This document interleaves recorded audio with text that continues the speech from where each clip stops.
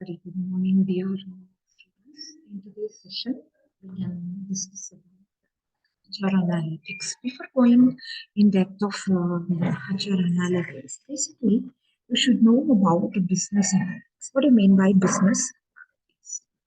So, business analytics is a data management solution. What do you mean by data management?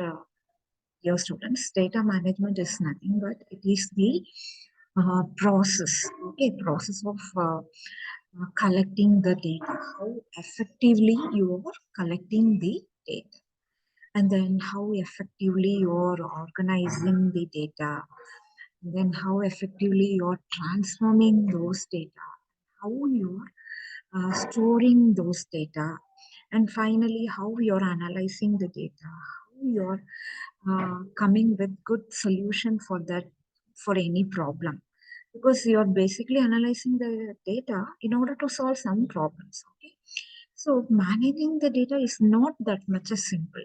You have to start it from collecting the data, and then organizing this data and transforming the data and store it properly in the proper storage areas, and then finally analyzing with the appropriate statistical. So business analytics involves data management solution, and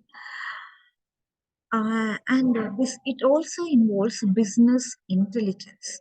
So you should know about the difference between business analytics and business intelligence, because business intelligence is a subset of business analytics. Business analytics is a vast area. Business intelligence is the subset of business analytics. So, what do you mean by that? Business intelligence basically prioritize descriptive analytics. Descriptive analytics. So, what do you mean by descriptive analytics?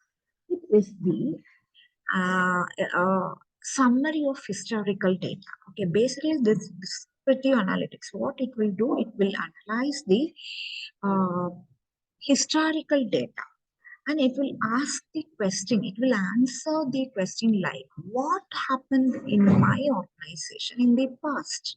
Okay, descriptive analytics will be answering the question what happened in my organization in the past and what is currently happening in my organization.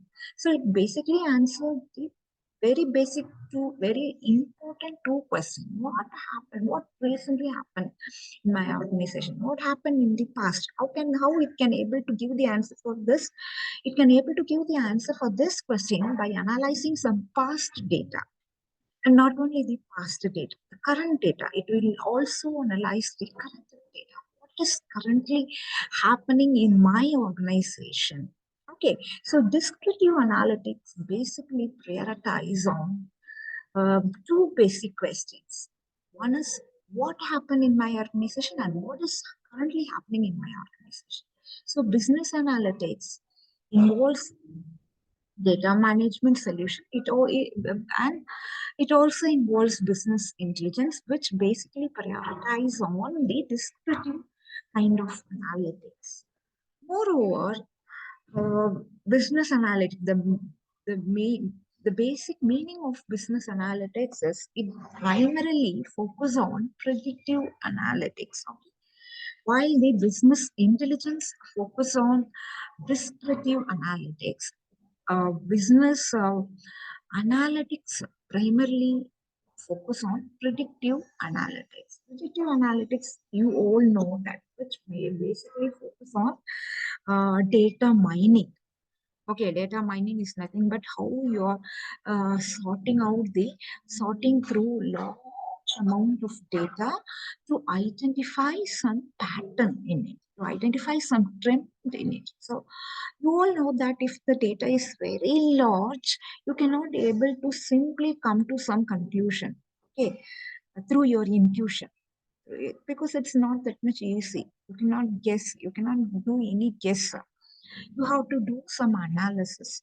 So, in order to solve that kind of complex data, to solve or analyze that complex data, predictive analytics will be making use of some machine learning algorithm tools in order to solve those complex problems.